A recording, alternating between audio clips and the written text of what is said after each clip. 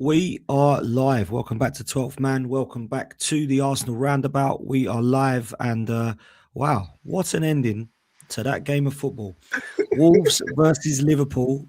My goodness. Since we've drew there, I think they've taken points off pretty much everyone. Villa, now Liverpool. It's crazy. Absolutely crazy. But big up to the panel. We've got DJB, we've got Brandon, we've got Stricto, Kenny Ken, we've got D that's going to jump on as well. Big up to all of you guys. Big up to everyone in the chat.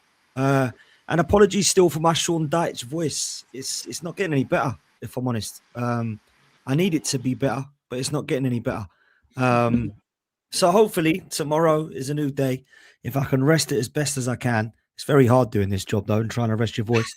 But we'll try, and hopefully it will get back to normal. But big up to Wolves, man, because that was class watching that at the end there. Look, we've got a lot to talk about. We've got Brighton tomorrow night. Want to look back on some of the kind of positives and negatives of Chelsea and look towards what is going to be the busiest March we've had in quite some time. Stricto's literally just dropped out, but he will come back. And yeah, make sure you're following everybody here. Make sure you hit like and subscribe. Make sure that you are following OK Jersey as well. They're our sponsors for tonight. Use the code 12Man to get any Arsenal shirt, any retro shirt, or any World Cup shirt that you want. OK Jersey is where it's at. Let's start with tomorrow night, because I don't want to look back too much at Chelsea. I feel like I've done it to death over the last couple of days. There will be some questions I've got in relation to that about what we might have concern-wise moving forward and what we did like from it. But I've been saying for the last 2 days that I think we're going to drop points tomorrow night. And everyone goes, oh, and shits himself and says I'm negative and all this crap. But I think it's going to be a 1-1 draw. Now, I hope I'm wrong, and I have been wrong before. But Brighton are the team I don't want to play at the moment because I ain't got a Scooby what I'm going to get. I don't have a clue. I don't know if I'm getting a Brighton side that's looking very good that can go and beat a Brentford side 3-0 like they did the other night. I don't know if it's a team that's going to get a past Forest 2-1 and be boring. Big up to Sava for the raid. Legend, mate. Hope you're well. Or I don't know if I'm going to get a Brighton that we're going to absolutely whip 3 or 4-0. DJ, fill me with some optimism, mate. What are you thinking about tomorrow night? Well, I wish I could, Dan, to be honest with you. I really wish I could. And I'm hoping I'm wrong the same as you. But I said earlier on Jezzy's show that I think it's going to be a draw. Couple of reasons. I just feel that I've been looking at recent form of Arsenal and we've beaten a poor Spurs team. And Chelsea weren't convincing. We got the 3 points and we're gassed that we got the 3 points. And at this stage, it doesn't matter how we get them, we got them. But if you look at the performance against Chelsea, it wasn't really convincing. Again, the final third, the attacking side of Arsenal is not flowing. It's not, too many players are turning up for one game and then you don't see them turn up for another couple of games when the pressure's on. And then you look at some of the key players in midfield. Rice looks leggy. He looks tired. He gets to about the 50th minute and he's really struggling to cover the ground that he was covering earlier on in the season. Zubimendi's played a lot of minutes. He's starting to look a little bit leggy and he's starting to make a few mistakes in defence. And he's looking a bit kind of, all over the place at times. Timber again, you look at Timber, he's looking really tired as well. So I look at all these players and I'm thinking to myself, can they go up an extra level? Can when the pressure's on, can they sort of, go up another level? And I just feel that when teams put us under pressure and overrun us in midfield, the likes of Rice and Zubimendi and the players I've just mentioned can't really raise it. And that's when we come under a lot of pressure. And I think tomorrow against Brighton, bearing in mind Brighton haven't got anything to play at the weekend. They've got no FA Cup. They've got to completely rest now after tomorrow night's game. Their next game is in 10 days' time. So they can enjoy the night out tomorrow. Early spring evening at home. Arsenal come into town. They've got nothing to worry about the weekend. So Welbeck will probably start, They got players back from injury. I was reading I went on their website today, and they're really positive. They're doing a light show before the game and all sorts of madness. You know, they're going to make it a real big occasion tomorrow night. So it is a fixture that always worries me every season because we've had some bad results against Brighton. I just feel that our big players have got to turn up, and I look towards Eze, and I go, yeah, you're turning up against Spurs, but the games that I want you to turn up in, like the big games, you're not really turning up in, and they're the games that kind of worry me. Then you look at Gyökeres, right? He's scoring goals and got his goals, brilliant, fantastic. But then you look at the other aspects of his play. Again, against Chelsea, you know, he lost control of the ball.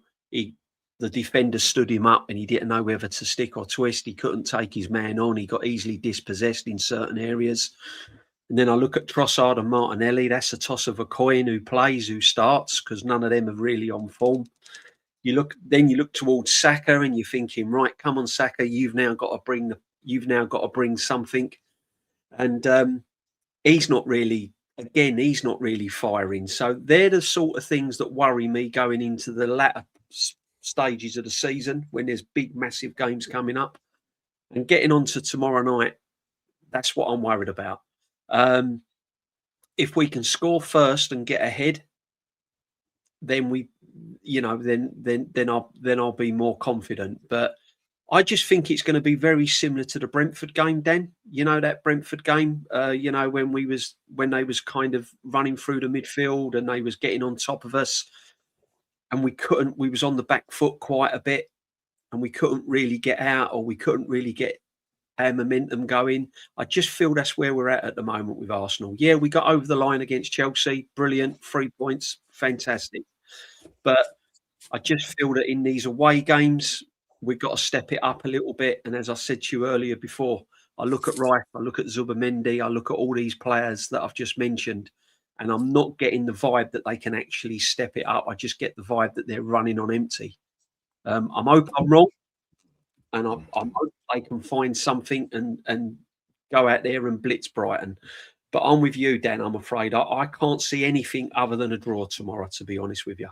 And to be honest, I won't be happy, but if we're under pressure and we got to take a point, we'll take a point. It'll be a disaster, but that's how I can see it at the moment. I went through our last. I think we've got 9 games, haven't we? And I've got a couple of draws, and this is one of them tomorrow night. I hope I'm wrong. I really hope I'm wrong. I hope we're still stuck in 4-0. But I thought this would be a draw for a while, and I'm not changing my mind on that one, unfortunately. It's the attack that worries me, Dan. Sorry, Dan, to interrupt you, but as I said, it's the attack that worries me. I know we've scored goals, but we're just not looking creative enough recently. I know we did against Spurs, but Spurs was a give me. That was poor. We just don't look creative enough for me. Yeah, I agree with you. I don't know what your thoughts are, Brandon, and more importantly, what happens to our midfield, because everyone's saying Rice and Zubimendi are in the red zone. Well, Rice and Zubimendi have been in the red zone for a while, Dan, and they still keep playing football. So I don't think that's going to change. I think you heard from the manager in the press conference that if they're showing signs that they are fit enough to play, then they will play. I don't think that will change. I am on the same page as you and DJ as well. I've always sort of looked at this Brighton away game thinking it's a tricky game. It's one where we could potentially drop points. I think, if I'm right, we actually drew there 1-1 last season as well. So it's not an easy place for us to go. But in reality, we've just got to find a way. We've got to find a way, because we've left ourselves very little to no room to be able to drop points, really, if we're being completely honest. You know, we got to keep winning our games, especially up until the cup final, because I've always said myself, I think the cup final is going to be the decider. I think if the points gap remains the same between Man City and Arsenal come that cup final, I think the cup final will decide who goes on to win this league, because I think it'll have that much of an impact on both sides, to be honest with you. So we've got to find a way. We can find a way. We're capable of finding a way. I know everybody's a bit worried about our attacking game at the moment, rightfully so, because we seem to be very reliant on set pieces again. But the thing that we need to cut out more than anything else is I've noticed in games recently, even in games that we've not necessarily dropped points in, we allow teams back into it, even when they don't deserve it. Think about the Chelsea game that's just gone. Chelsea offered nothing going forward, and we gave them a goal.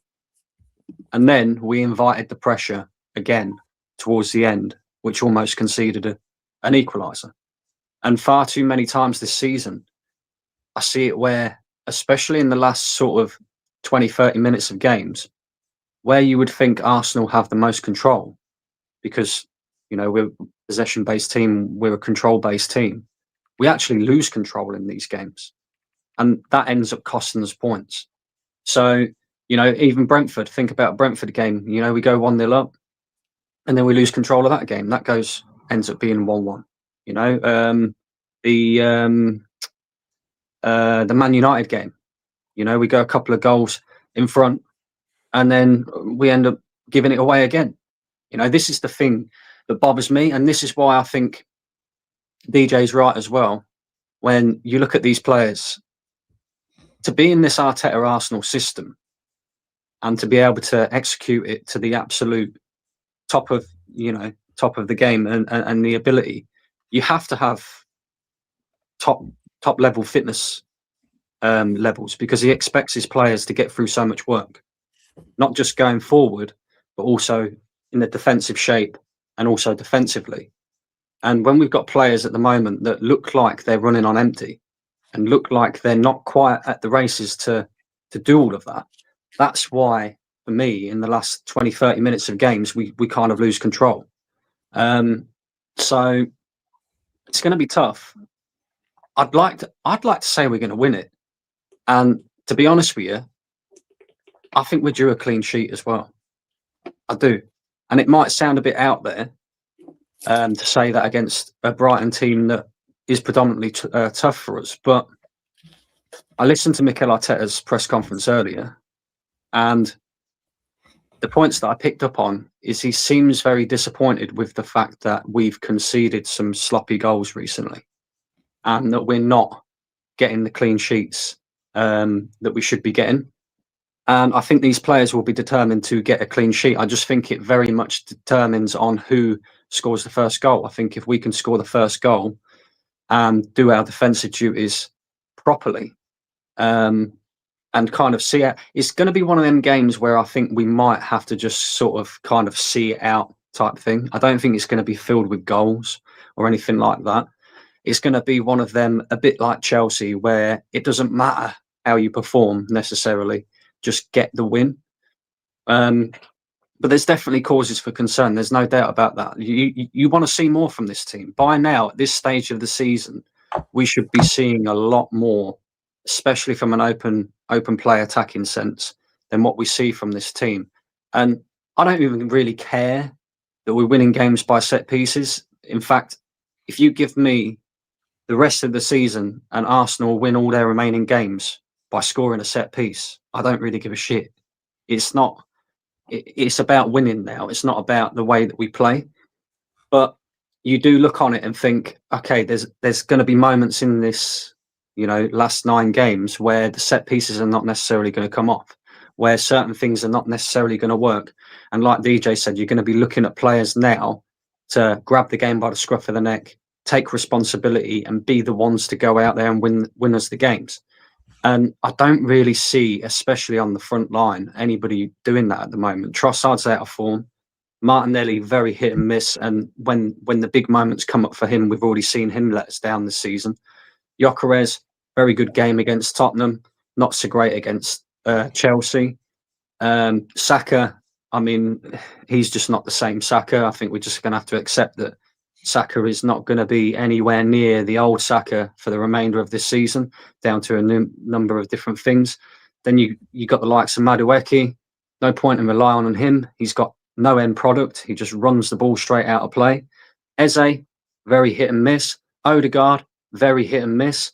So you're looking across that attacking line and you're thinking, who is actually standing out and performing at a consistent level for Arsenal? And the answer is nobody.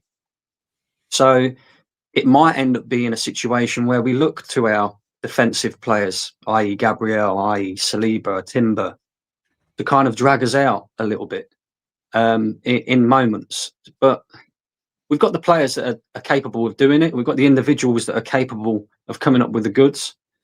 But it's going to be interesting to see if they can do that for us. Yeah, I agree with a lot of what you've said, Brandon, and certainly in the attack. I don't think anyone's shining right now and haven't really been all season. Before I come to the three boys, I'm going to just check in some super chats. Netweed says, only Arteta can make Brighton look like prime Bayern. Netweed, still not a fan. He's also said, draws like a loss if you're serious about being champions. I actually agree with that. I actually do think draws kill you in a title race. And Higher Sobriety says, guys, Liverpool just lost to Wolves. They laughed at us for drawing. Yeah, they did. And you know what? Since then, they've beaten Villa, they've beaten Liverpool, they've taken points off of teams, good teams at that as well. Make sure you hit the like button, people. Make sure you're following every single one of these guys. You see their social media and YouTube handles there as well. Let me ask the three boys, Lee, Stricto, and Kenny, what do you make of this game against Brighton? And what options have we got in midfield to give some of these players a rest? Because Declan Rice has been told he's okay. Havertz and Odegaard have got kind of question marks or tests. Ben White's not available, but Dowman is back into the mix, even though I don't think he'll make the bench. And David Raya is okay after potentially having to have a scan. I don't know what you guys think about the team, but I really am worried about what's going to be happening in this coming month because we've got so many games. I need to see a little bit of rotation and I need to see players not in the red zone and burning out. But I don't know what you boys think, man. You know what? I'm not worried about tomorrow. I've heard all of you speak. And I suppose this time of the season it's squeaky bum time. And there's a bit of kickback on your mic, Stricto. I think it's really. Can anyone hear that, or is that just me? Yeah, a little bit. It's like a real, like a rustle behind. Fuzzy. Let me drop out and come back. Fuzzy. Yeah. Cool. Yeah, I mean, I'll kind of take over from Stricto because I know I'm going to say probably similar to what he said. I'm not as worried. I don't know why, but I'm not as worried for tomorrow. I'm extremely worried for the Man City game. I'm absolutely bricking that game. I can be honest about that. But tomorrow, I'm really not that fussed. If you had to ask me, I'm probably a bit more worried about the Crystal Palace away game. I think if Arsenal turn up and do anything near what they should do, they should slap Brighton. They're not great. They're a very up and down team, and this could come back to haunt me. And if it does, I'm not a jinx. Arsenal just haven't done what they've needed to do, and we've said that about Arsenal a fair few times this season. But I mean, ultimately, look, we're in a position where these guys know what is in front of them. Go for eternal glory. Go out there and show us what you've got. Now, last week, I had a good 20-minute back and forth with panelists on this show about Gyökeres, and he showed what he showed yesterday. So it's going to be interesting to see what he can do and if he can actually show up and show out. Stricto, I think it's still there, you know. It's still there, Stricto. Yeah, it's like a crackling. It's like crackling of the mic. I don't know if you can turn your mic on and off, maybe. Try and sort that. Love, bro. I'll put you on mute. One sec. But yeah, but overall, for me, I just think that Arsenal will find a way, and Arsenal have been finding ways to get through. Yeah, okay, fine. The Brentford result, the Nottingham Forest result, Liverpool, Man United, Wolves. Those are some bad kind of games in isolation, you could dare I say, but I feel like we'll find a way. Do you know what as well? I mean, I don't know what you thought. I mean, I don't know. I was at the game on Sunday. I didn't think Saka was that bad. I mean, the levels are low. I didn't think he was as bad as what we've seen. I thought he was a lot more powerful in his cutting in. I thought he was a little bit more energetic. I thought, yeah, that's better. Yeah, that's good. Yeah. Can you hear me? Yeah. I thought he was a lot better, bro. Yeah, I don't know, man. Maybe I'm dreaming, but I do think Arsenal will win The tomorrow. thing is, Lee, let me just come in on that very quickly because you say you thought Saka was okay, but hasn't Saka just been okay all season? Like, Yeah, no, and don't get me twisted. Saka's been shocking all season, and Ken, he made a great point last week. He's talking about the old 300k, and it's not about pocket watching; it's about players need to just step up. And there's no age barrier when you've been playing at 17 and you're earning a wage. You get paid the money you get paid because of the importance to you in the company. My head teacher, when I was a teacher, she didn't get paid 100 grand just for the sake of it. She got paid 100 grand because she was the leader of the school. She made final decisions. And then guess what? The assistant heads, they made a certain amount of money because they were second/third command. And then it trickles down all the way down to your cleaners. You don't make any decisions, right? And that's just how it goes. So when you look at the hierarchy in this team, Saka's got to do a lot more. But I also do think, and I'll be honest, I thought what he's looked throughout this season, I think he's been a lot better. I really do. So I don't know, mate. Maybe I'm dreaming. No idea, whatever. But Do you know what it is with Saka? Sometimes you look at players and you go, "You're not trying." I think it's the opposite with Saka. I think it's almost like he's trying too much or trying too hard, and it's like, how do I explain it? It's like he knows what he wants to do up here, but his body's not quite on the same wavelength. Do you see what I mean? And it's like that injury's kind of taken not a yard of pace, but a yard of explosiveness. Like, because Saka's never really been about pace anyway. He's always been sort of about holding his player off. He can hold big players, big physical players off, spin them, cut inside, and then it's just about the explosiveness afterwards. But it seems to me like that hamstring injury, he's lost that bit of explosiveness. So it looks like it's not quite working out for him, if that makes sense. Yeah, I mean, look, as I said, I just felt like he's been poor all season. I'll say that, but I just felt like on Sunday, seeing him in live, I thought he was a lot better. I mean, again, his level was so low that any half decent performance looks tangible. But I do feel like he was a lot better on the weekend, and hopefully he can, with more games, he can get moving forward. But for me, listen, I'm going to say it. I've said it over again. No one wants to listen. No one wants to hear it. Whether it's taken him 3 years, 2 years, 1 year, whatever. It's just his Kai Havertz's team. He's the best player in this squad. He's the best player in the attack. He's Arteta's prodigy and child and pet, whatever you want to refer to him as. And I think I like Havertz a lot. I think Havertz is a really good player. And I think with Havertz in his team, I've got all the confidence. I'll be honest. I don't look at anyone else. I don't look at Saka. I don't really look at anyone in the midfield. I look at Havertz. I think Havertz can be that good for Arsenal. I think he's ready. He's primed. He's had a few setbacks, and he's, the last couple of games, I think he can make a big difference. So yeah, this isn't Saka's team in my opinion. This is Havertz's team. Havertz should be the focal point because I think he's the person that's going to lead us to get the title. I said earlier, Lee, I actually do think Kai Havertz will come in and do be like this kind of, not savior, because that's a mad word to say, but he'll come in and be the guy that I think we need to rely on a bit. And I've always believed that Kai Havertz was a squad player. So I kind of disagree, but agree. I think he'll be important, but I don't think he'll be this start every game, take us to the next level, take us across the line. He has to play, otherwise we don't win. But I think he's going to be very useful from the bench. And I don't know how fit the guy is. I'm not sure. But Kenny, I don't know what your fit on that. Are we being serious here? Or are we joking? I mean, you see D, yeah? You see D. I know what D. I was just going to say, would you put Havertz in over Gyökeres in? Wait, hold on. DJ, don't upset me today. Did you fucking watch that performance on Sunday from Gyökeres? What the fuck? Don't ask me such. Hang on.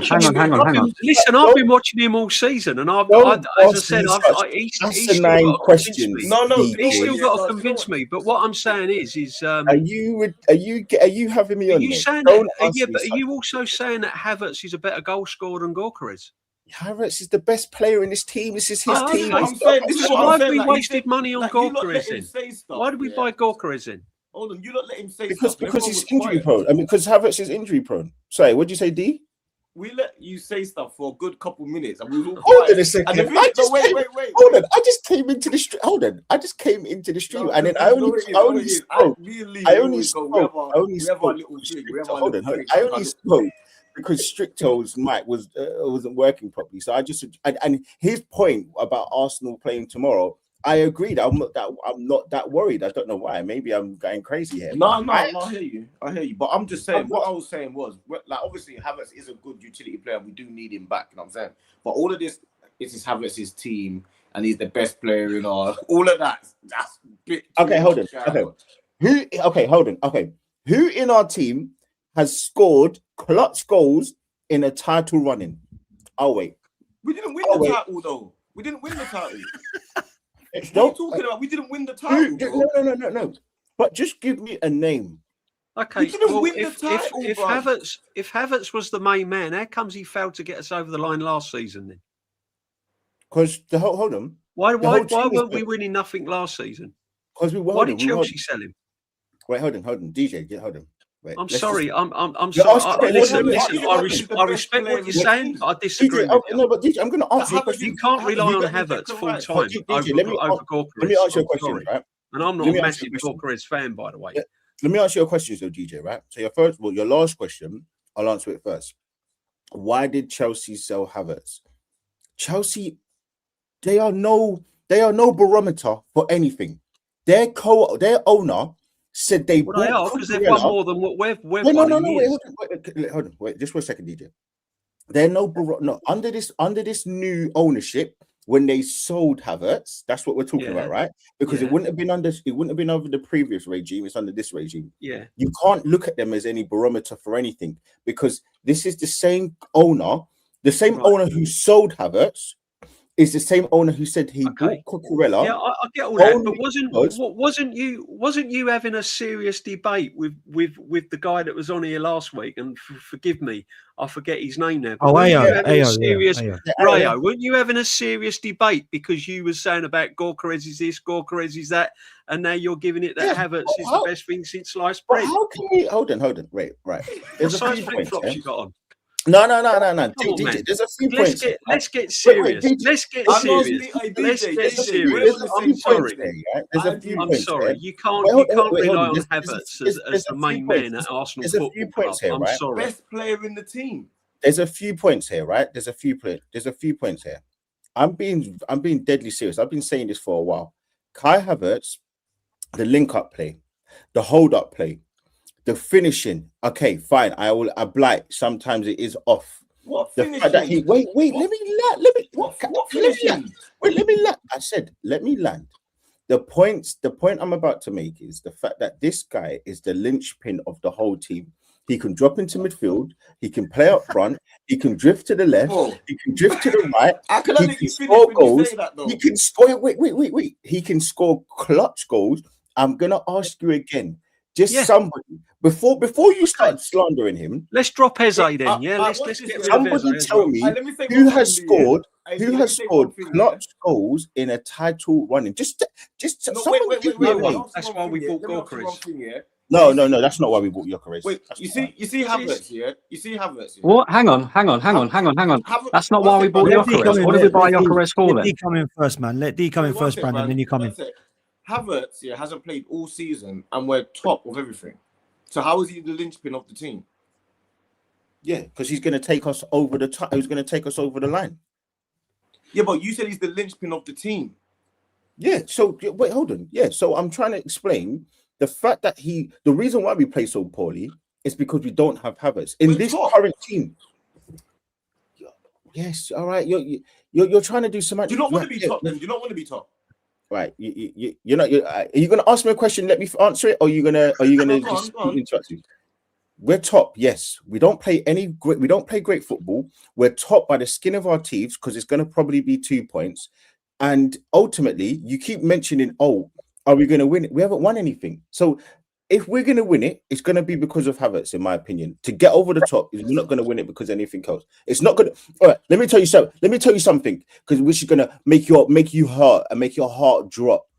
We ain't winning it because of Saka, because he's been two sides with the same arse all season. We ain't winning it because of Martinelli. We ain't winning it because of Trossard, and we damn sure ain't winning it because of that fridge up front. I'll tell you how we're winning it. Shall I tell you how we're winning it before someone else comes in? The reason why we're going to win this league is not because of none of our forward line, Havertz included. The reason if we get over the line, it's because of our defensive unit, the likes of Gabriel, Timber, set pieces, Rice, all of these men, Saliba. That's the reason why we're winning it. Is because of these. It's because how strong we are as a unit defensively, set pieces.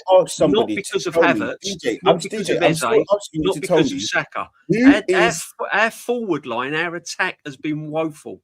Let's be honest. I'm asking you, who in this team has scored 10 plus goals in a title running at the squeaky bum clutch time? Just give me a name. That's all I want. 22, 23, Martin Odegaard and Saka, and it still didn't get No.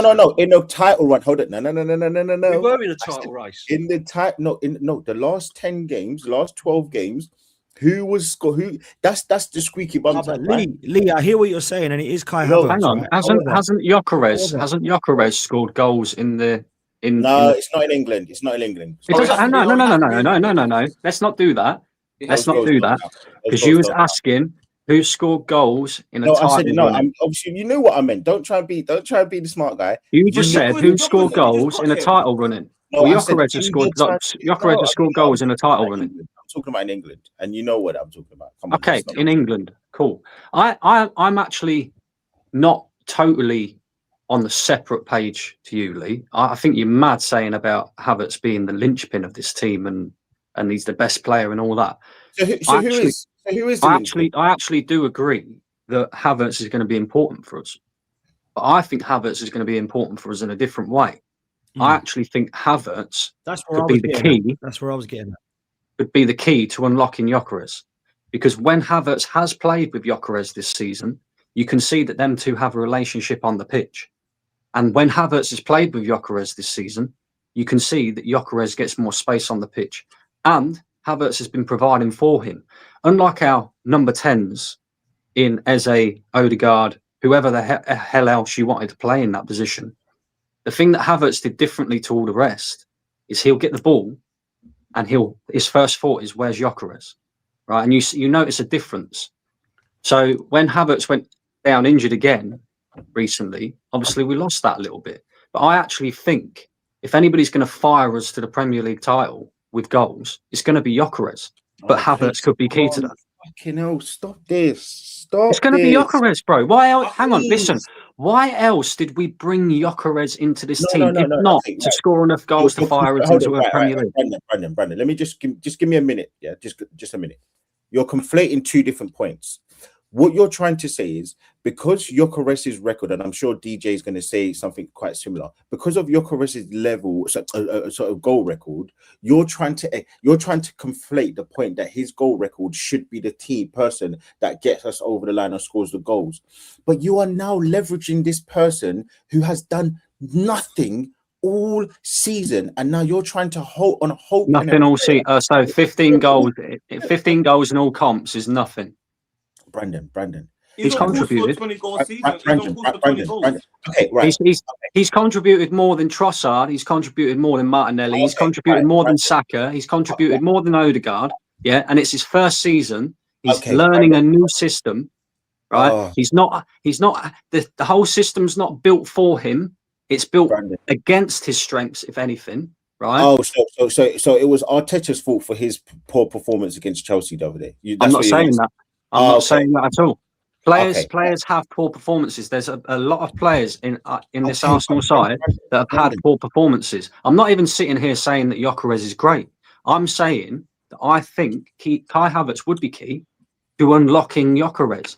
Gyökeres is the guy that we brought in because he's a goal scorer, because he's a natural number 9 goal scorer. We didn't bring him in for his hold-up play. We didn't bring him in for his first touch, for his link-up play and all that bollocks. We brought him in to score us goals to win us a Premier League title. So if I'm looking to anyone to do that, it's him. So when he gets in front of goal and does what he does, game in and game out. Hold on, wait.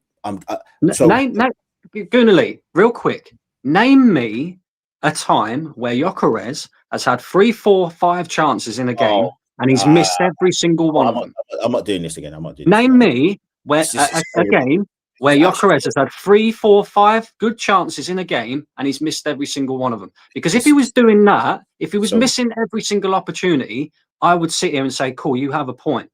But the fact and reality is we don't get that guy in good enough positions in front of goal and give him enough opportunities to be lethal enough in front of goal. He gets fuck all chances, man. So it's Arteta's fault that he doesn't get himself position. He doesn't make foot crosses or runs across the box. He doesn't get himself into position. Did I say that? It's so fun. Did I say that? Let me just give you some stats. Just give me 2 seconds. Just give me 2 seconds. Okay. I literally asked for 30 seconds. I gotta bring Kenny and Street Toe in a minute. I know. So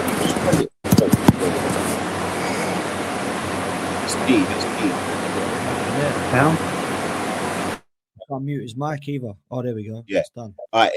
All I'm saying, right, is it's so funny how Marino gets himself in all these great positions, but when it comes to Gyökeres, it's the system doesn't work for him. The yada bullshit. Okay, now look at attributes. Wait, hang on. Again, Now look at. I can't even finish the sentence. So I'll let you finish. I'll let you finish, but please look at attributes and what the players are good at. We know Gyökeres' hold-up play is not good. We know his first touch is not good. Mikel Marino is a midfielder. I wasn't talking about that, Brandon. This is why hang on. Just listen. Mikel Marino is a midfielder being transformed to a number 9, right? So his hold-up play is good. His first touch is good. Everything that is required to be a number 9 in this system under Arteta, Mikel Marino's attributes suit that.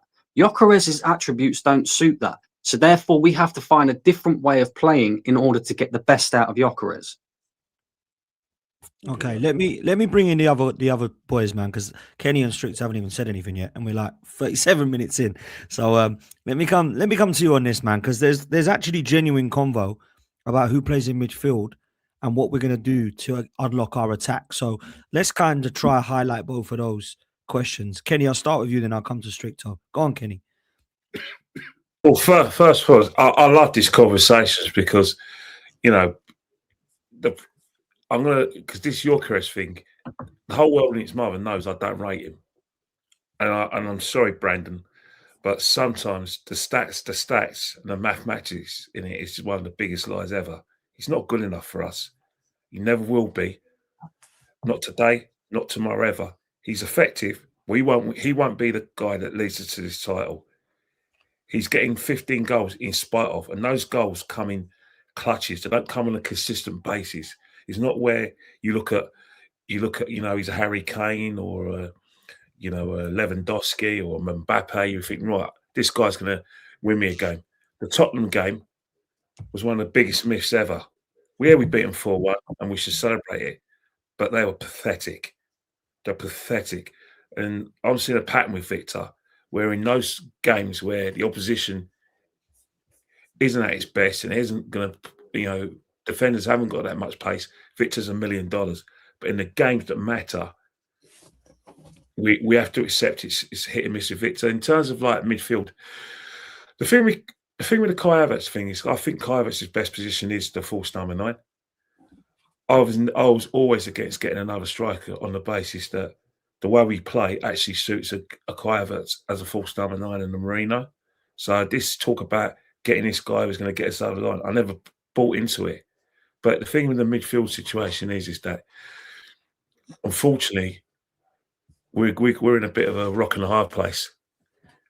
We need to give Declan Rice some rest. But if we don't play Declan Rice, the heartbeat of our midfield is taken out of us. I'm not saying that Norgard can't do a job. When we talk about doing both jobs in both boxes, i.e. protecting the back four when required and driving, that's going to be a big miss in a game like Brighton. So that's another thing. Mendy's learning a job.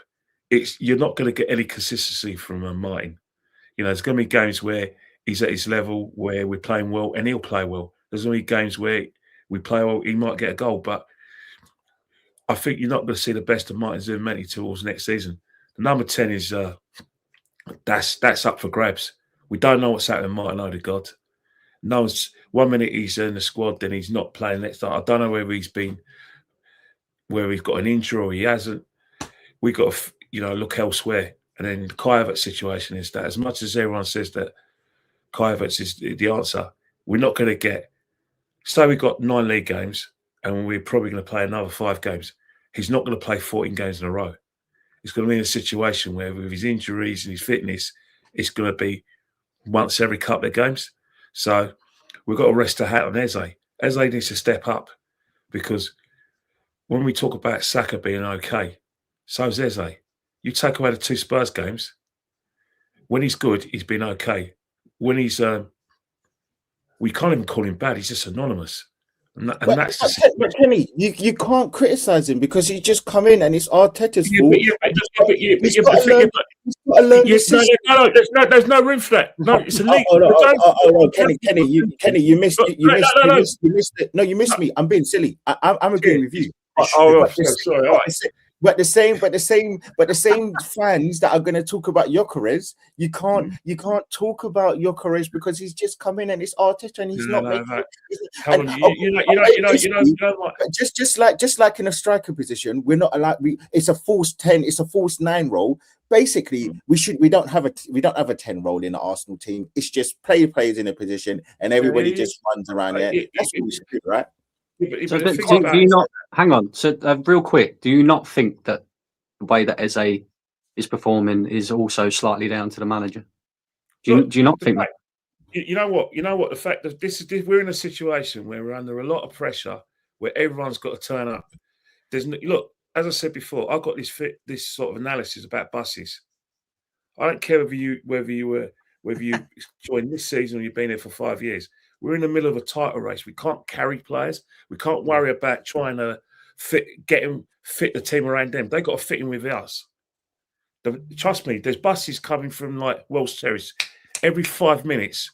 If they go, you miss it. Too bad. We got to carry on this season. We can't wait for Gyökeres. We can't, change the way we play to get the best out of Gyökeres. Gyökeres just has to turn up and take his chances when they come. Eze put his nuts on the table, and he can. Well, that's what he's got to do. He's been doing it recently. He's got a bit better. He's in a bit of form. And the same with Eze. It's no good saying, "Oh, I support Arsenal." I don't care if you support Arsenal. I just want you in these next 9 games to play yourself into and impress me by trying to do what you did at Crystal Palace. Stop being tentative. Stop trying to look around for Mikel to hold your hand. He's not going to do that. And then produce your best football or miss out. We can not wait for nobody. Not waiting for Victor. We're not waiting for, like I said, Havertz. We're not waiting for Saka. At the end of the day, we've got to find a way to win this league, and these players have to turn up. Even the dibbly dobblies in the team. Well, it's the best. It's the best squad in Europe, so it should do. Well, Mikel doesn't think that, because if Mikel thought that, he would have. We would have seen more. I never have done. It's a good squad. It's not the best squad. No, it is the best squad. But Mikel's got to believe that, because if he's relying on Declan Rice every game, and he's saying that only certain players can fit in the system, then he doesn't. No, he doesn't have a big squad. He could have played Norgard and Lewis-Skelly a lot more, man. Let me bring Stricto in, man. Stricto, what are you telling me, bro? Because you've been sitting there patiently. There's a lot of chat going on about Gyökeres or Havertz. There's a lot of chat about our midfield and how we rotate and keep Rice fit, man. There's a lot of debate tonight. I'm liking it, bro. What are you talking to me about? I can't lie, yeah. I'm enjoying that Liverpool loss. I'm enjoying it. I've just been going back and forth with a few of their stupid fans, but that's why I've kept quiet. I've enjoyed it. First of all, I keep saying this. I don't care who's scoring for Arsenal, whether it's Gyökeres, Marino, Havertz. I don't care. With defenders, we're sitting on top of the table for a reason. The squad, all in all, are pulling together. Yes, the attack could be better. I think I do agree with Kenny in terms of Gyökeres. Before we signed him, I've watched him. I watched him in 2 games before we signed him. That was against Man City and then against us, and I thought he was okay. I didn't think, oh wow, yeah, this, I just thought it was okay. And then I saw the highlights on YouTube and I thought, yeah, get this guy in. But then on close inspection, he might not be what we actually need. And I'm not saying it in a sense that I want to throw him under the bus, but I think the sort of striker that we need,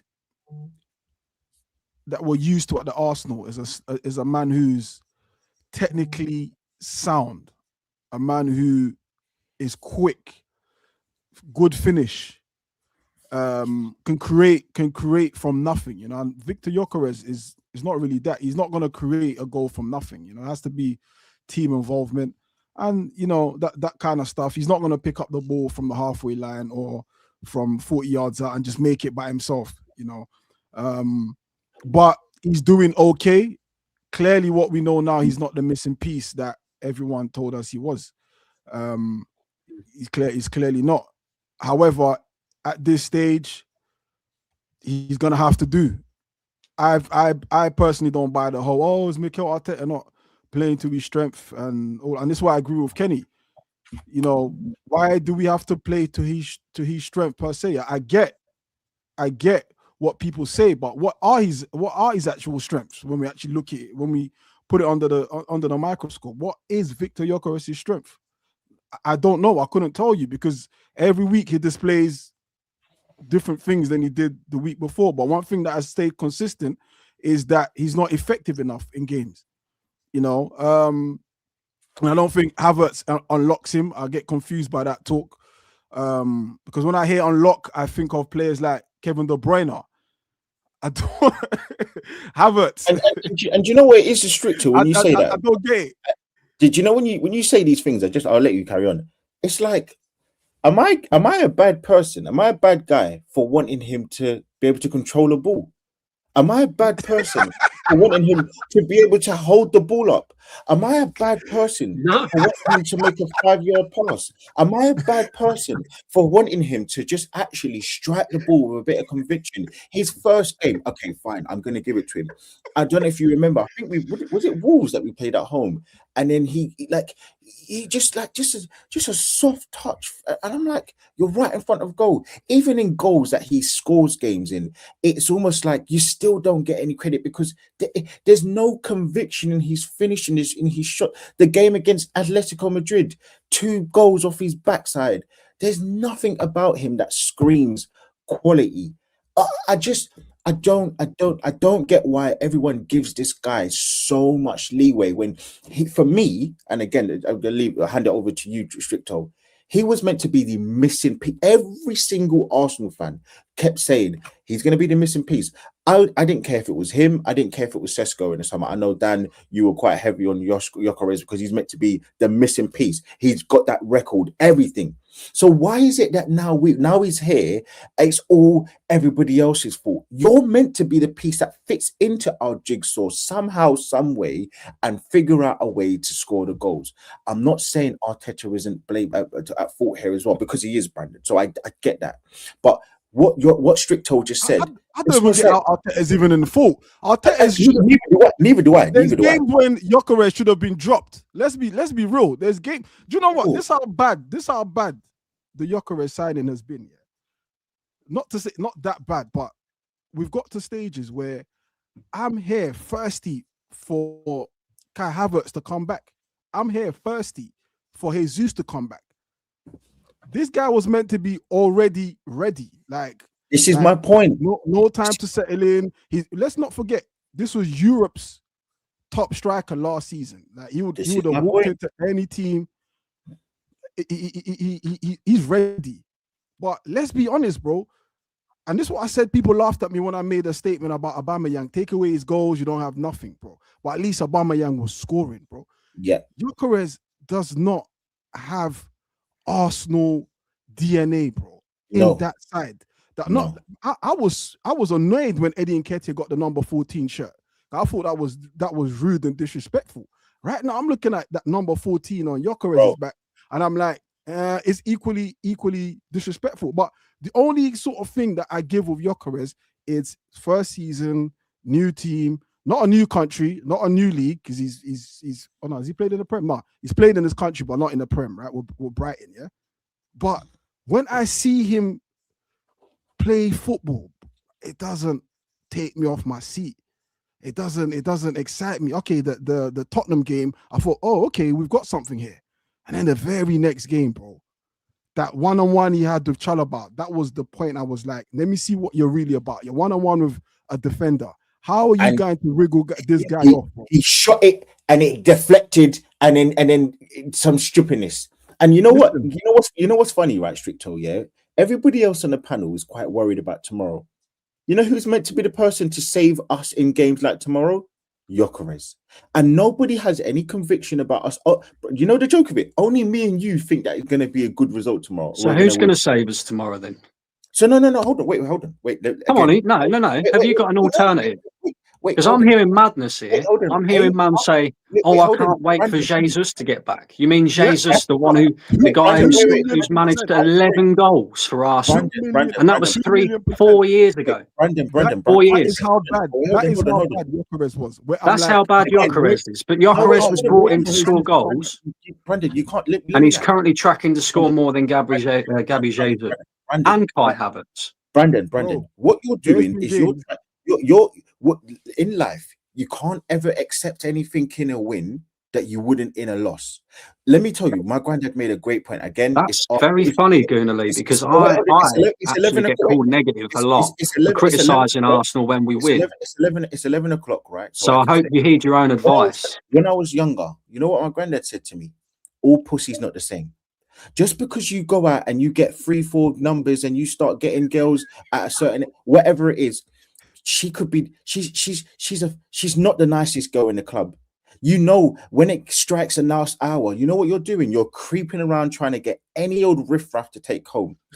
That isn't what you want in life. You want to be going there, get there at 9-10 o'clock, you go for the main target, and that's what you want. Just because you get a number and you take her home, all isn't the same. You know what I'm trying to say. Bro, right? My granddad told me the exact opposite. All starting ain't the same. All the same. What I'm trying to say, right? This is what I'm trying to say. So now bring it back to football. Come on. No, but this is my point. So when we get back to it, all goals aren't equal. Just because DJ, sorry.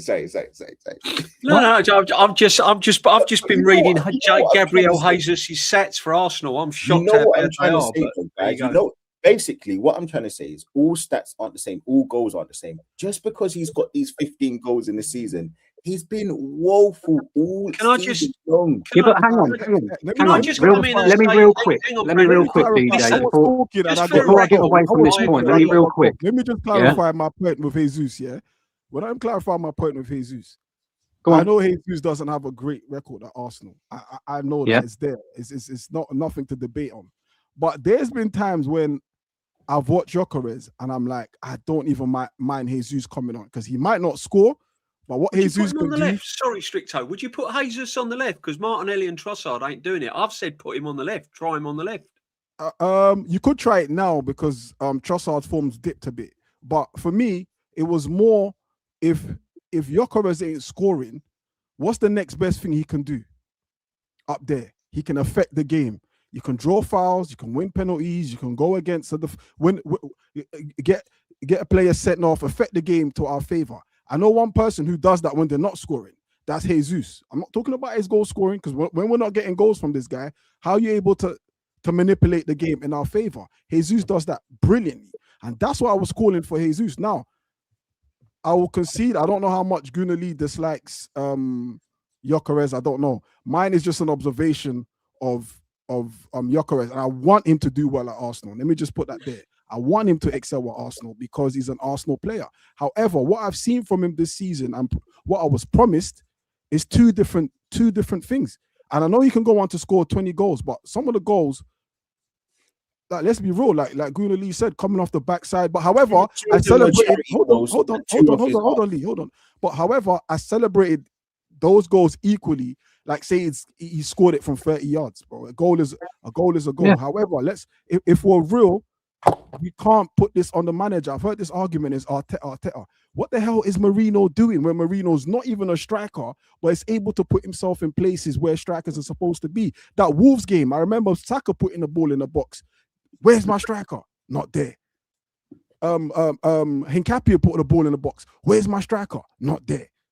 Things of that nature. And I don't really want to pick on the guy. I'm just making my observation on what I thought we was getting versus what we've got. Can we do better than Gyökeres?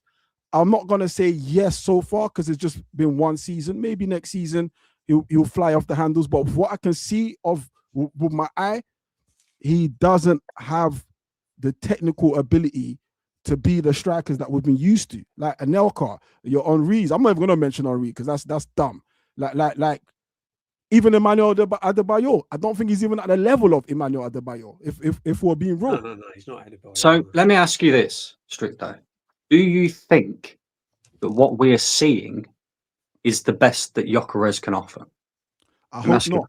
I hope not. That's if this is the best. So in that case, then can we agree that if some adaptations were made in terms of the way we play to get better out of him, then we would get better out of him?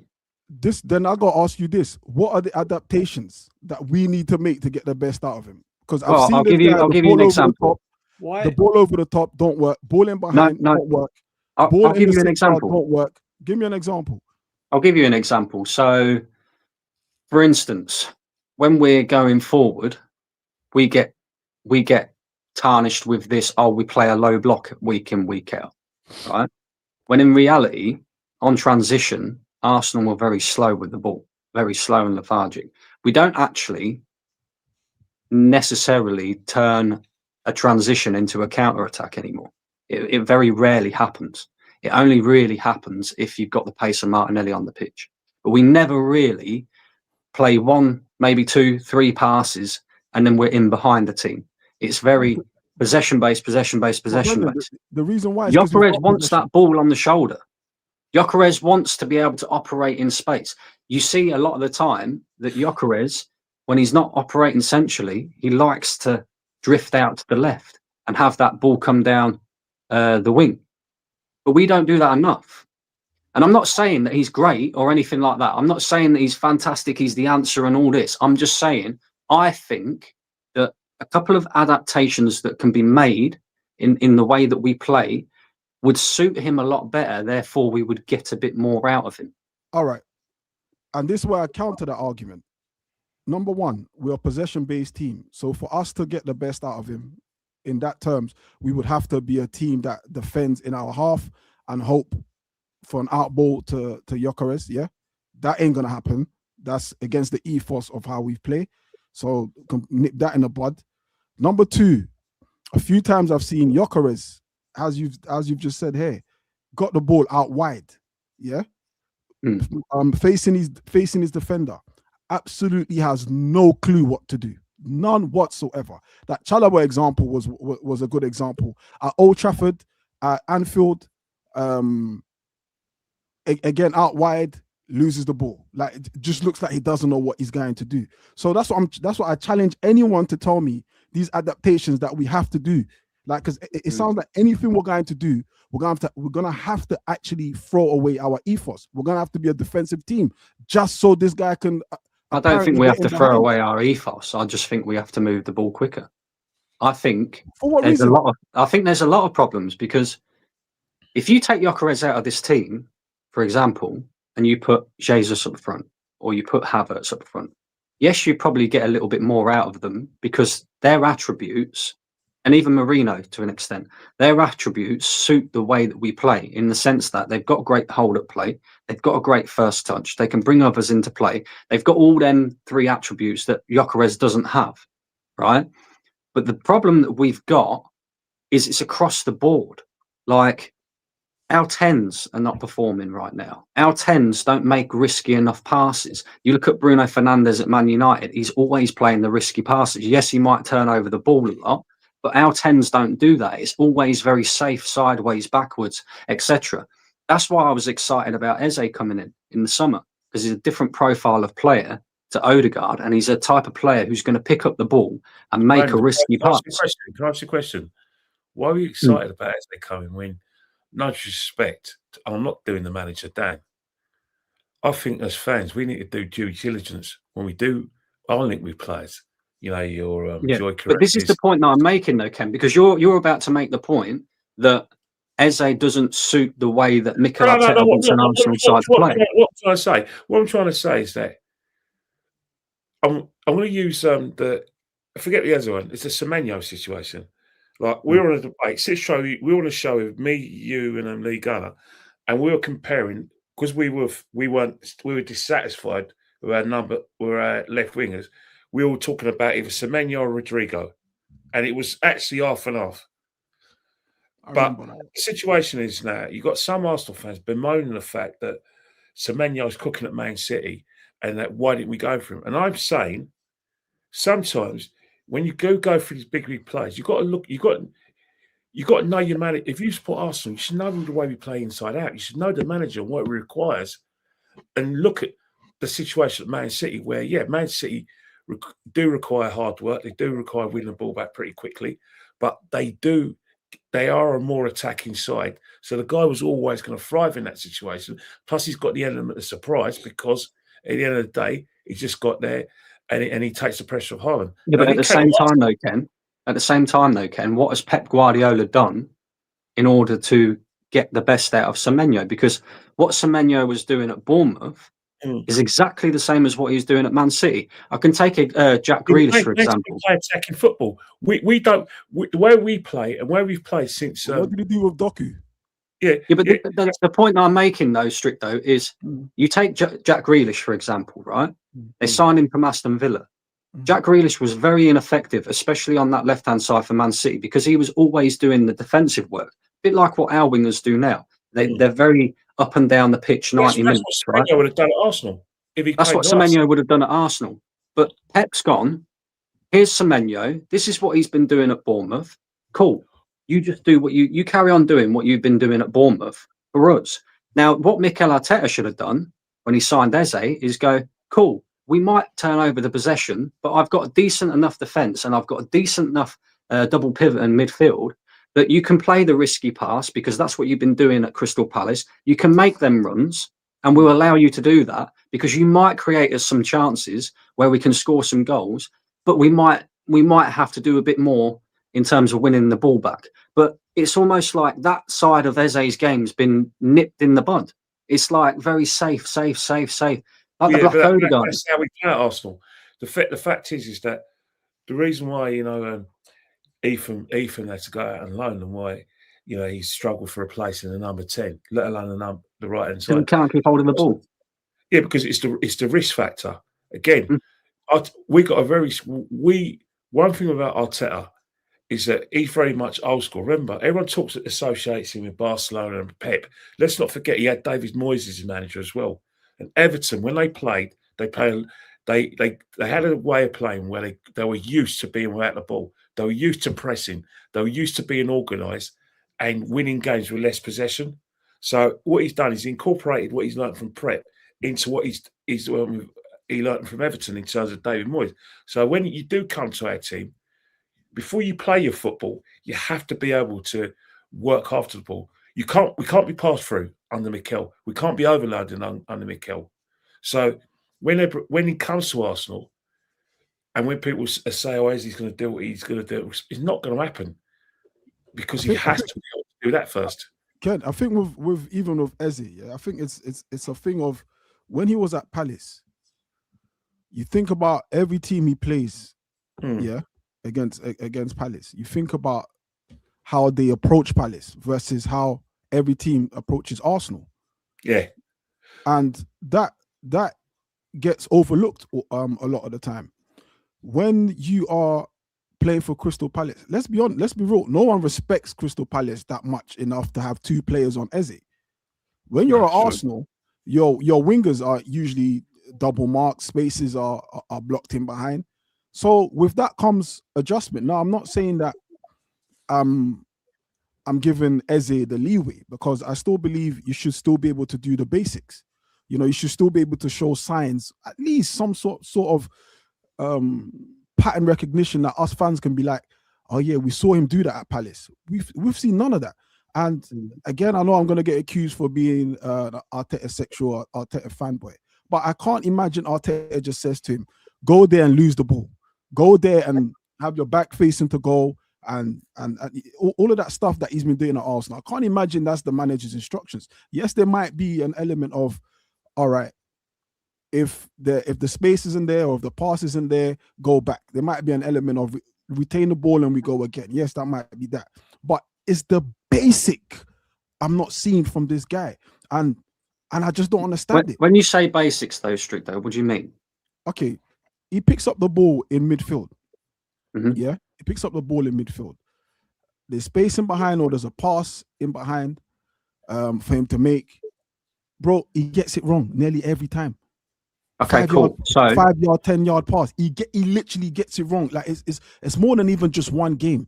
You can even go back to the Wigan game, which had an excellent game against a League One or wherever they are. But even before that pass he made to Madueke, the passes just weren't there. His awareness, the situational awareness. I'll give you a good example. Against Chelsea, yeah? Chelsea had the ball in midfield. So when Arsenal don't have the ball, yeah, he doesn't know whether to press, track, or stick. You literally can see him thinking, what do I do? What do I do? These are basics. You've been at Arsenal long enough to know, all right, if we don't have the ball, this is what you've got to do when we don't have the ball. You either press your man or you either track the runner, one of the two, and pass it on to the to the midfield or to the defense. He just doesn't know what to. These are basics, bro. I could go on that pitch and do that. You're right, but again, you got to think about the player that we took from Crystal Palace to the player that we're now expecting him to be at Arsenal. Let's just be real about it. Yeah, Eze was never ever expected to do any defensive work as such at Crystal Palace. He had players to do that for him. So he's kind of now having to learn that side of the game, that when we haven't got the ball, he's now having to learn that side of, right, I need to press, or I need to track this runner, or et cetera, et cetera. I mean, he got kicked out of the squad because he didn't track Matty Cash. You know, that was the reason why Arteta dropped him, because he didn't do his defensive work against Matty Cash. So he's still adapting to that. I just think we can do more to adapt to him and the way that we play to get better out of him. And this is where I say to you, like, this is why I was excited, right? I'm not even sitting here saying I'm fully Gyökeres Defence League and Eze Defence League, because I agree with everybody. I think they can do better in spite of the system and all the rest. And I am making excuses for them. But the reason why I was excited about them two players in particular in the summer was because looking at them profile of them players and what they are and what they could offer to this team, I thought we was going away from this system-based, slow, lethargic, boring, sideways, backwards stuff. I thought we was going to allow Eze to do what he did at Palace, at Arsenal, and find a different way of getting our number 9 into positions to score goals, because we all knew that Gyökeres wasn't this technically gifted, fantastic first touch kind of striker. But he is a guy who knows where the back of the net is. He proved that, regardless of whether it's in Portugal or not. He scored 90-odd goals in 100 and some odd games. He knows where the back of the net is. But you've got to get the guy in the positions, and we don't get him in the positions. I don't. Isn't agree it? I don't agree with that. All we're talking about is Eze should be doing this, and Gyökeres should be doing this, and Saka ain't doing this. Isn't it no coincidence that all the attacking players under the current manager and the system has not formed for years? He never got the best out of Lacazette. He never got the best out. I mean, we've come full circle here. We've spent over £1 billion, and we're having the same conversations as what we had last year and the year before. The fact of the matter is, this manager can't get the best out of strikers. I mean, I'm not having a dig at him. That's not a dig. It's just a fact, because we've now got problems with Gyökeres. We had problems with Lacazette. We had problems with Eddie Nketiah. Wenger didn't get nothing out of Lacazette. All these attacking players that we've had in recent years, we're having the same problems with. How are we getting the best out of Gyökeres? Why aren't we getting the best out of Eze? And it's going round in full circle. It's GT. Let me hang on a minute. Well, sorry, Kenny. One second. Now we've got Martinelli falling off of a cliff for the last 2 seasons, right? We've got Trossard now gone off the boil. We've got Saka now, who's ranked world class in some fans' eyes. He's nowhere near world class this season. He's struggling badly, right?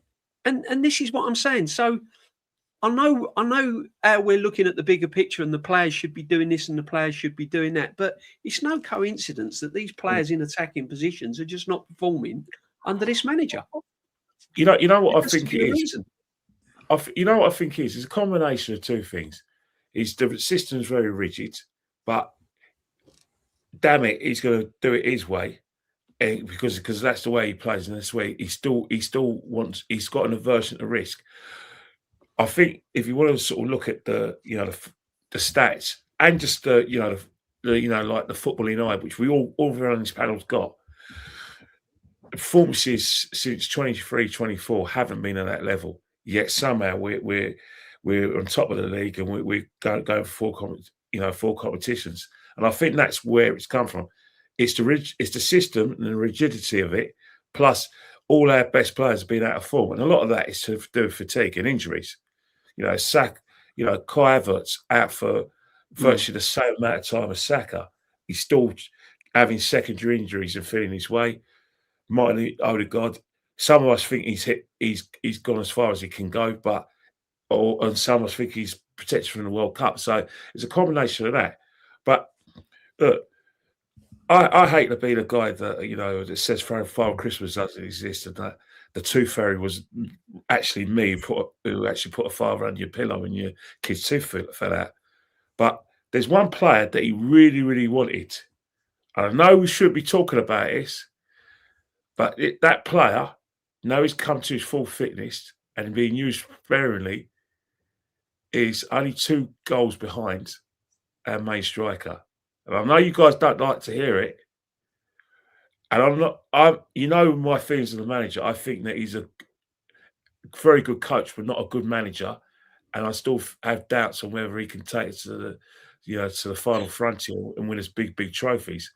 But I do smile and I think the player you've tracked for 2 years, you ended up getting a player that you probably didn't want.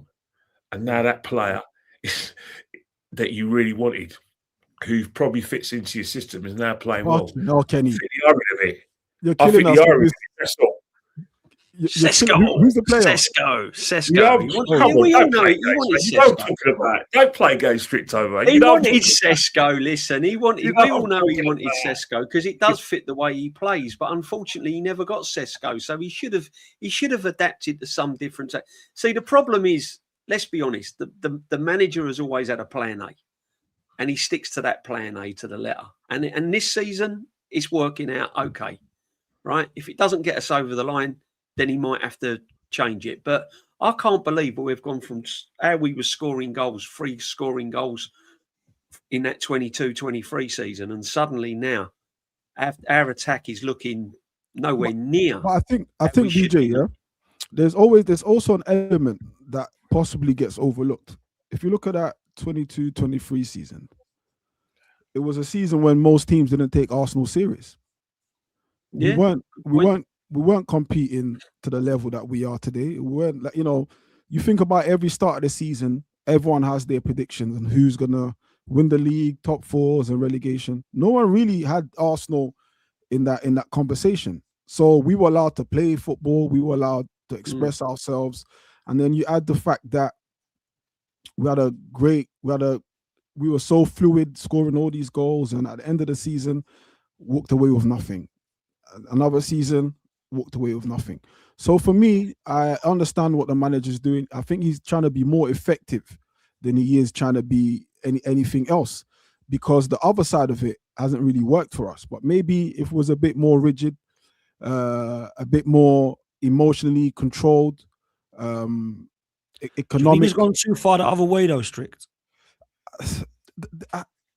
Because I hear what you're saying. The reason I asked that, I hear what you're saying, because you say like maybe no one took Arsenal seriously. They thought we were going top 4. We were flying, we were blitzing, we were going mad. But like, people respect Man City, and they have done of Liverpool of the last couple of years as well. But they've been able to still go free flowing and play attack-minded football. We've stopped that for some reason and have gone, let's not lose, 1-0, keep it tight. Don't go and get 2, 3 or 4. keep it at 1-0. I've seen us get 4 goals against Leeds twice and Tottenham twice. Then that's it. But then if the argument's going to be Man City, if Man City are going to be the benchmark, then you look at how many goals we've scored this season to Man City's. But would you not agree that they're more attack-minded? They're more free-flowing and attack-minded, no? I mean, if we're going to talk, I mean, yes, they look it. They look more fluid. You know, I think the players that they've got, for sure, you know, you look at someone like Shirky, for instance, right? Which Odegaard was doing what Shirky was doing. Cherky's doing what Odegaard was doing a few seasons ago. You know, finding them the needle passes. We had what's my guy, Zinchenko, breaking lines and stuff like that. Even Jorginho, for instance, who would come in and do a job for us, like with the attacking, help the attacking. This season, it's not that. You know, this season is a bit more about control. You know, but even when I say that, we're still, like, the stats aren't lying. We've outscored Man City. Like, it's there for you to see in across all competitions. You know, so when you're asking me if is it gone too far that way, maybe, I don't know. But if I look at the numbers, it suggests it's not. It suggests that the team that everyone uses as a benchmark haven't actually scored as much goals as us. I think it's too early to say whether it's gone too far the other way. I think if we get to the end of the season, we'll find out. Yeah, exactly. I think if we get to the end of the season and we haven't done our job and won the Premier League, then you can say yeah. But I just think some players in this squad, though, Dan, I think they get too much scrutiny, and I get it because Gyökeres on the eye is not great. But I'm just reading some stats here, right? And I know a lot of people don't like XG. I don't even like XG. I hate XG, bro. I don't even know what it means like that. But Gyökeres' total XG, or expected goals, for Arsenal in the Premier League this season is 9.03. He scored 10. Yeah, per 90 minutes, 0.45. He's done 0.5. So he's performing slightly above his expected rate. The thing that I could get onto Gyökeres about more is if he was missing big chance after big chance after big chance, but he's not doing that. We're just not getting him in the positions. It's so frustrating. I think. Do you think it's lack of pace? I need to know what this means. I think the way Arteta plays, I think it's a miracle he's got 15 goals in all comps. To be honest with you, don't you think lack of pace? Don't you think the lack of pace hurts him? Because I look at Hugo Ekitike, and he's got pace, and that gets him into some sort of positions where we don't have to be so precise. Because when you've got strikers who haven't got space, you've got to be precise. He's got to time his runs. Where when you don't have the pace of a striker, you probably lack that ability to create something out of nothing. You know, what I call a je ne sais quoi. You know, when players got lack of pace, where, you know, the other one up the M62 Stricto has got pace. I'm sure, Pete, you saw his goal against Everton. You saw it. I do disagree though, Kenya, to an extent of what you say, because I don't think that if we had Sesko in this side, we're banging in 10, 15, 20 goals. I'm not saying, I'm just talking about, look, the thing about I get what you're saying in terms of Arteta winning him. I agree with that. It comes down to attributes again, though. We've tried I'll give you a couple of examples, right? Dimitar Berbatov was not the fastest striker in the world. He was one of the slowest. But that was quick. But his technical ability was fucking up there. Yeah, he was one of the best technically. That's why he scored so many goals. Let me ask Gyökeres ain't got the technical ability, and Gyökeres ain't got the pace either. Right? Then you look at someone like Lukaku, for example. I more liken a Gyökeres to a Lukaku in the sense that his hold-up play is not that great. His first touch is not that great. Lukaku's a lot more athletic than Gyökeres, right? So that his athleticism gets him a lot of goals as well. But with Lukaku, you know that if you can't rely on his athleticism, if you get him in the right positions, he will bang you goals. And I think the same thing applies for Gyökeres. If you get him in the right positions in front of goal, he will bang you goals. Let me ask you this, yeah? Let me ask the panel this.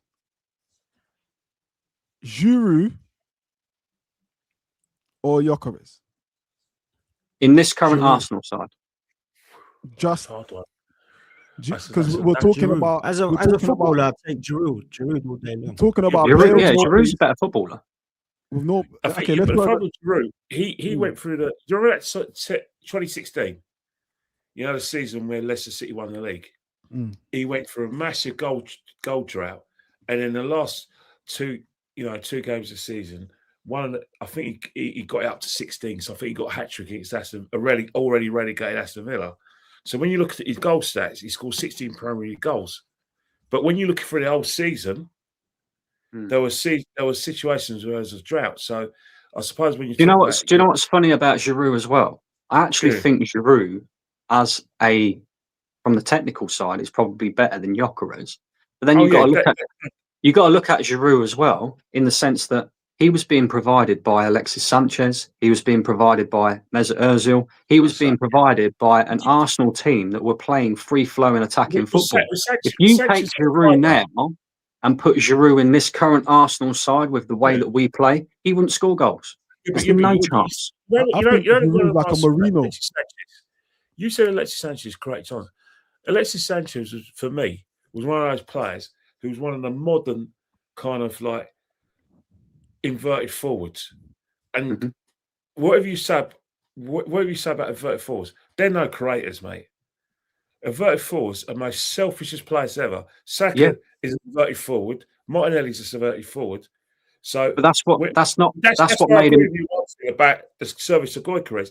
They're goal scorers, so they're not going to be providing him with service.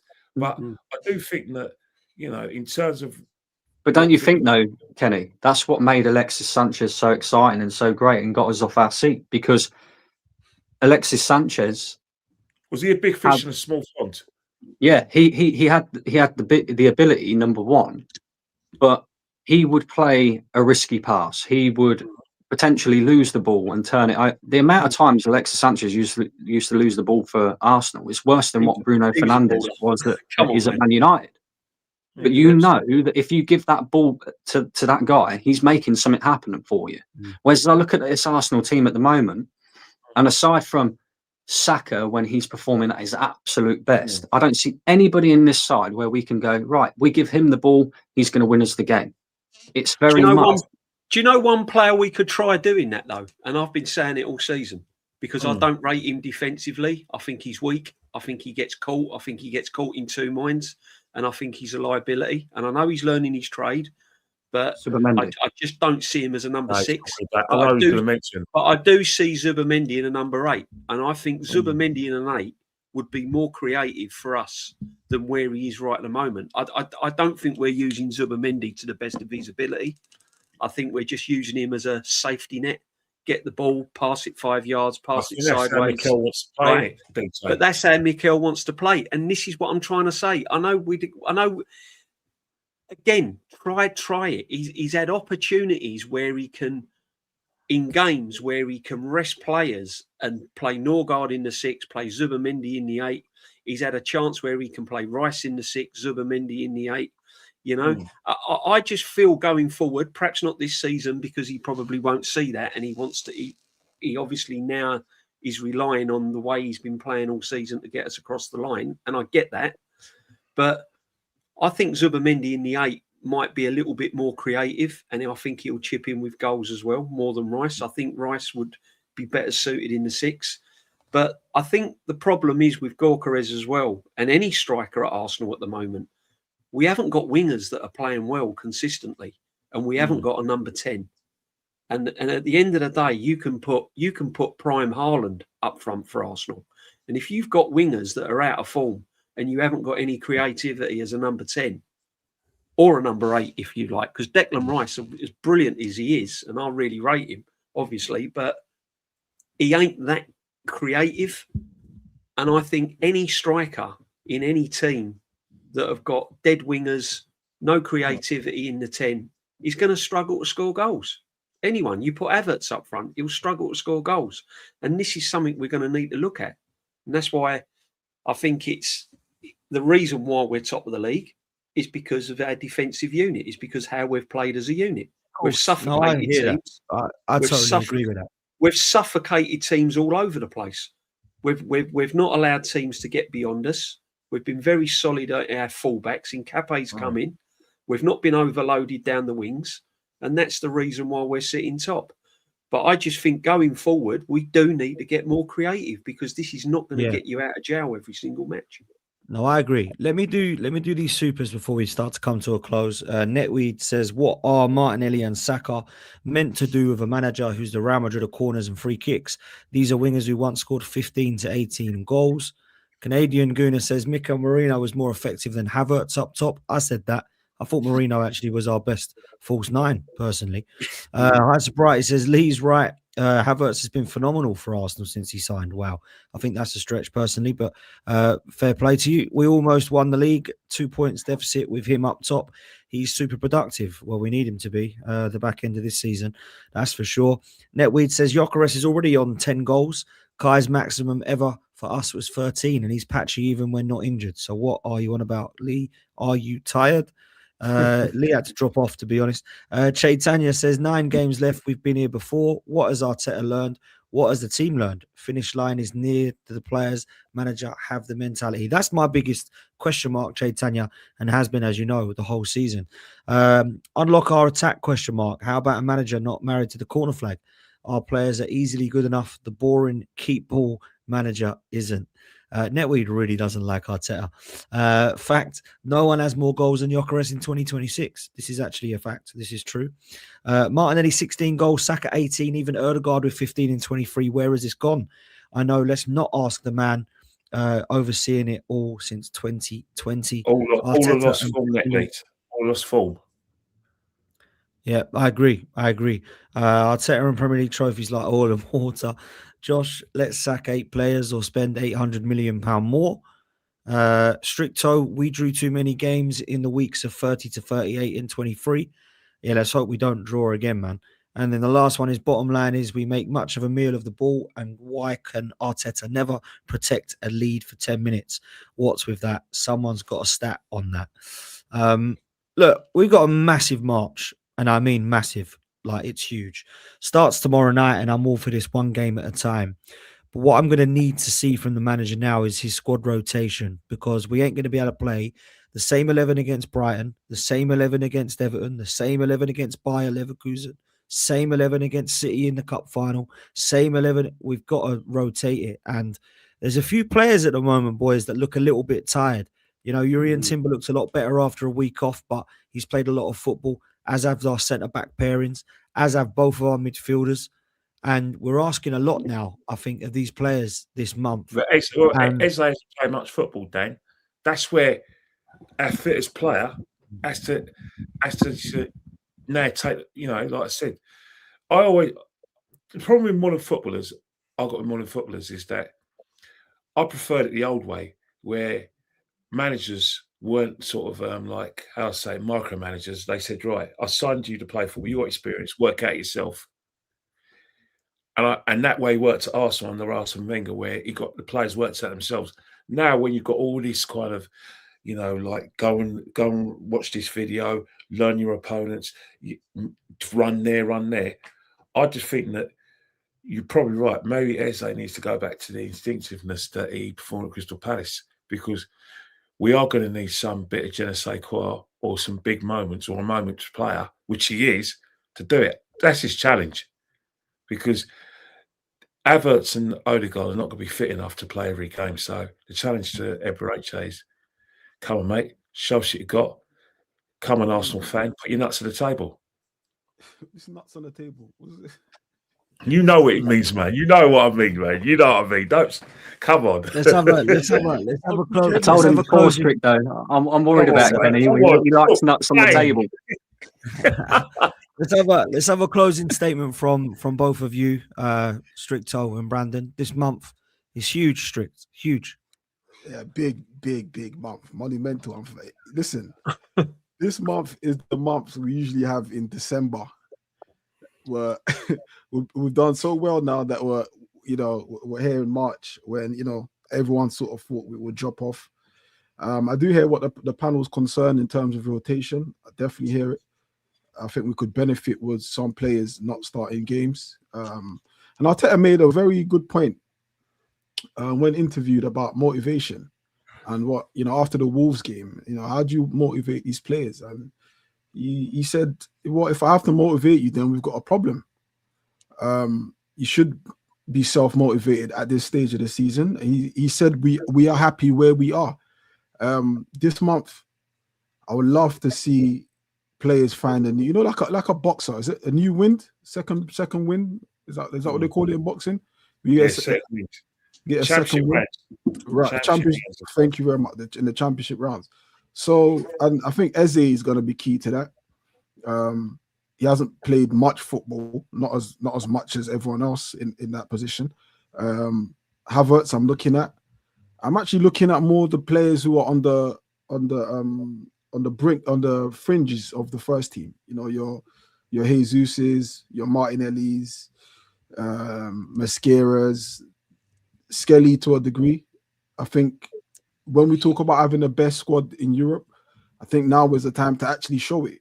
If we're really talking about, it's not just because we're top of the table, but it should be all round. It should be everyone who steps on that pitch in that Arsenal shirt should step up. You should really make a name for yourself. You should really want to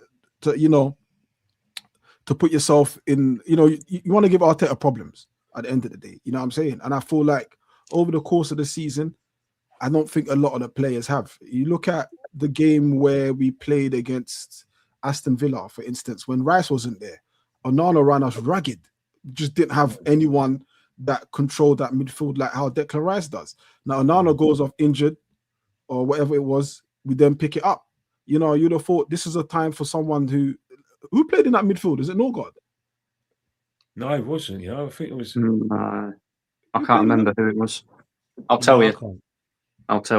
But whoever it was, point being, whoever it was us, absolutely us. And it's things like that worry me. And I want to be able to say we have the best squad, but I just feel like when we have had these players come in, whether it's Skelly, he hasn't really shown up. I think Martinelli is probably the only one who probably has a case for saying he showed up every time he's sort of, or most of the time he's come off the bench.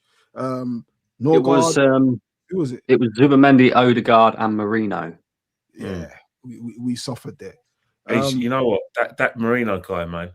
I know he's not pleasing in the eye, but there's times, and I pray that I don't revisit this, but I pray, but I do think there's going to be times when I think, I wish he was out there to just nip me a goal. Yeah, I'm not saying he would have been so handy, man. So handy. He's going to be potentially. He's going to be a massive loss for us, and I think he's not playing. I think we appreciate him more when he's not there.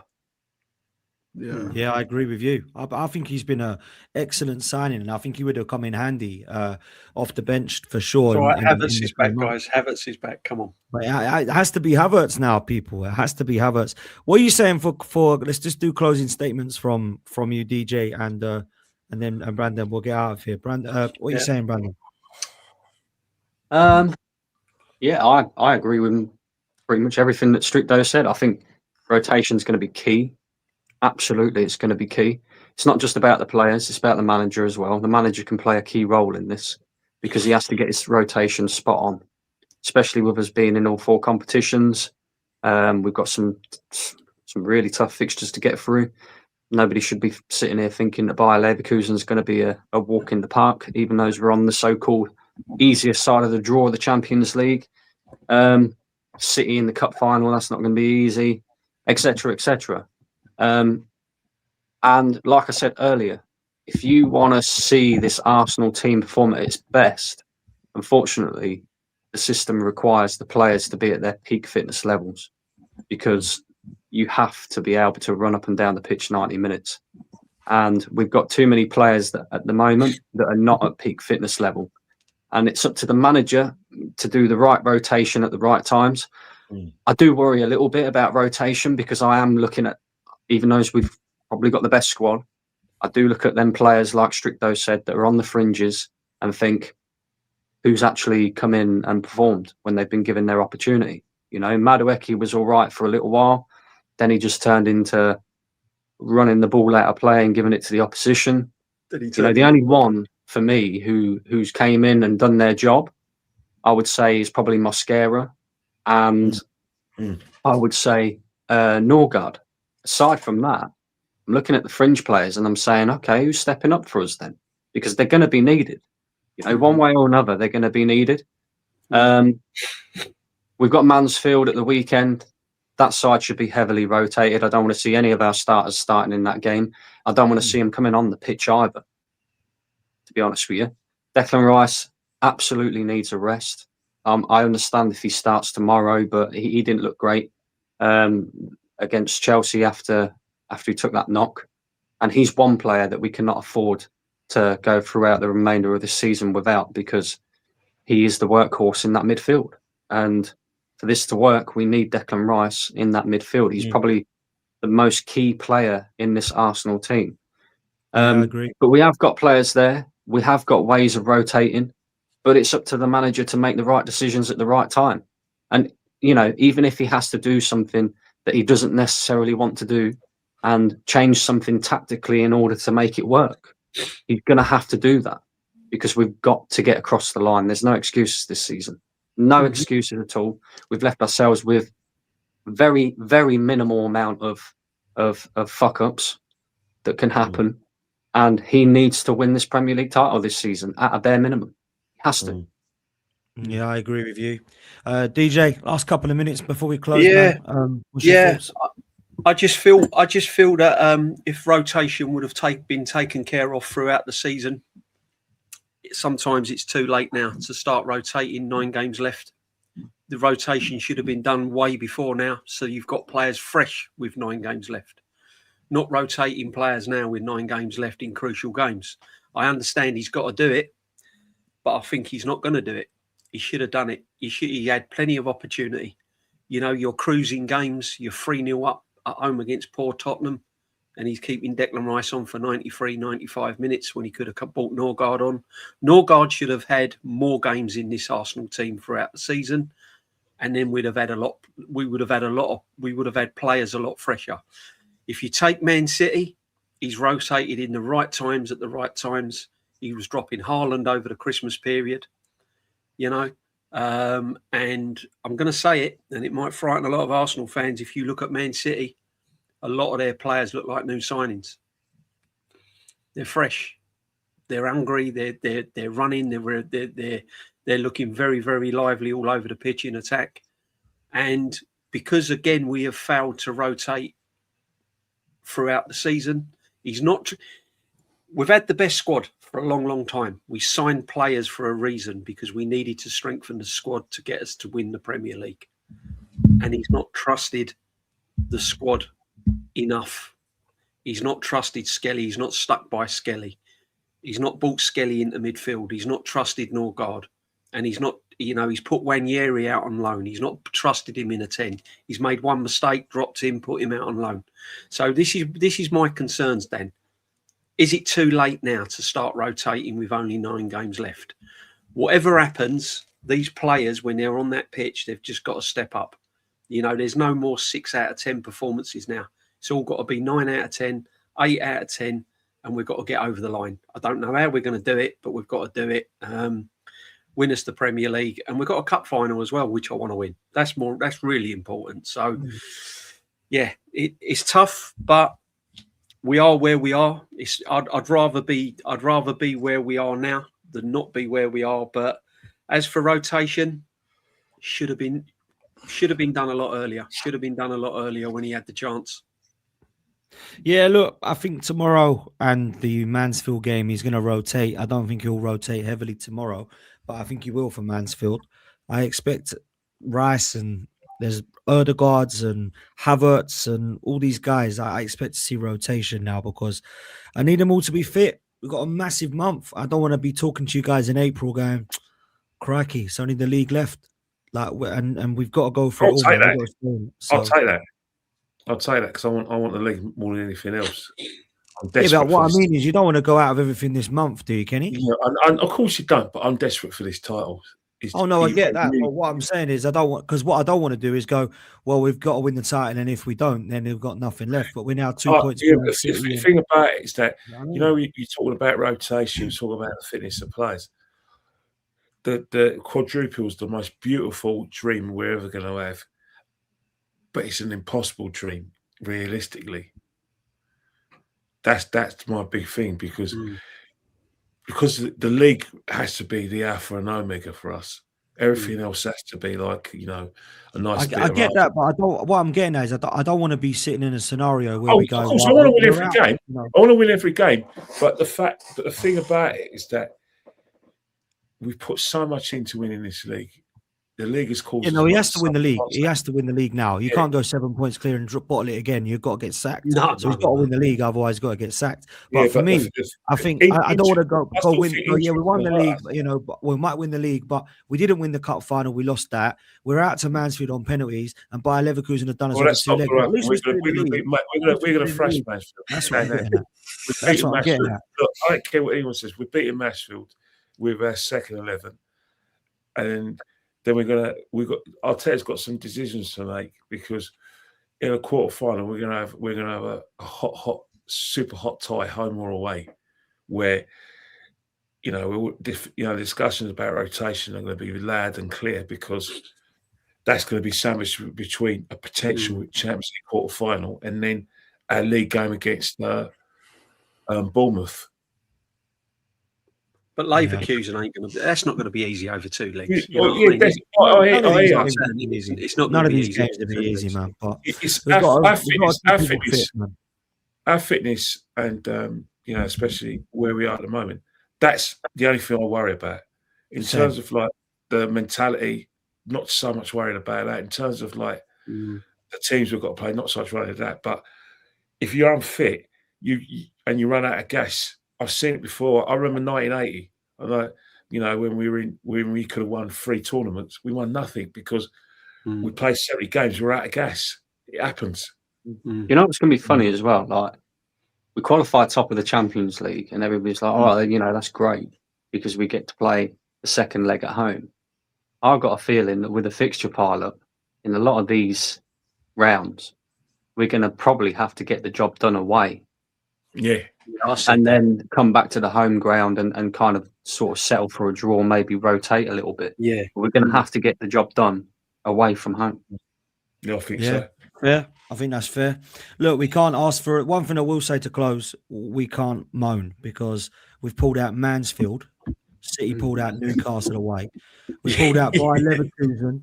They pulled out Real Madrid and the shit side of the draw. So I ain't having any more of these. Oh, but the draw was hard. And but the squad this. There is zero excuses. It could be worse, boys. We could be Tottenham. Doing that in May. That is all I'm saying. So, Mikel, I've never been your biggest believer, but if you don't do it this year, I'm sorry, I'm done. It's got to be this year, man. Yeah. It's got to do it this year, man. So that's where I'm at. But look, people, we're gonna love you and leave you. Gonna send you over to Lee. Lee's live at the moment. Big up to DJB, Brandon, Kenny, and of course Stricto. Make sure you're following every single one of these guys. Their social handles are there. Stricto, Strict, Kenny, Ken, True Gunners TV, and of course DJB as well. Big up to Gunnar and D for jumping on as well, man. Go show some love to OK Jersey. And go and do a Dan Potts raid or 12 man. Come on, Arsenal. Come on, let's get those 3 points tomorrow. Let's get those points tomorrow. Come on, you gunners. Let's get that win tomorrow. Come on. Let's go.